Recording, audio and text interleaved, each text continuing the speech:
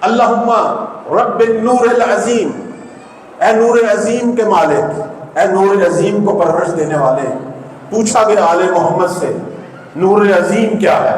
بہت ہی توجہ چاہوں گا کہ یہ نور عظیم کیا ہے، کہ جس کا رب خدا ہے، اور اللہ کی پہلی صفت یہ بیان ہوئی کہ وہ نور عظیم کا رب ہے۔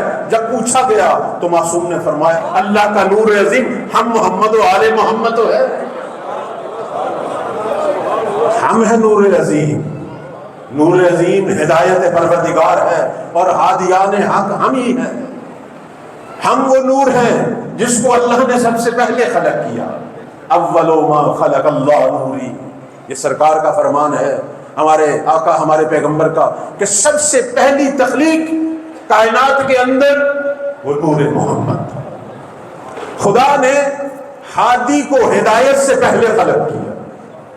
قانون بھی یہی ہے، پروردگار کا نظام بھی یہی ہے۔ نبی امت سے پہلے، ہادی مہتدی سے پہلے، امام ماموم سے پہلے اللہ نے نبی بھیجا، پہلے اللہ نے ہادی بھیجا، بعد میں ہدایت لینے والے۔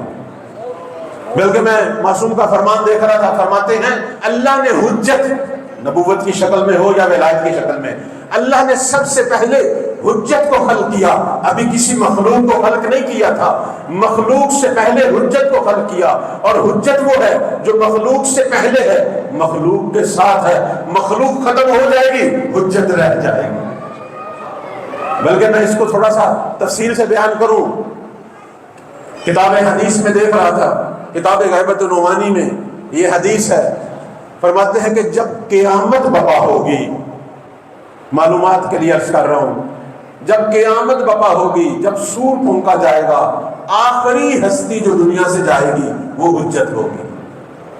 آخری ہستی یعنی اس سے پہلے ساری مخلوق دنیا سے چلی جائے گی۔ یعنی خدا کسی کو ایک لحظے کے لیے بھی حجت کے بغیر نہیں رکھتا، حتی آخری ہستی حجت ہو۔ تو فرماتے ہیں کہ ہم ہیں نور عظیم، ہم ہیں ہادیان حق،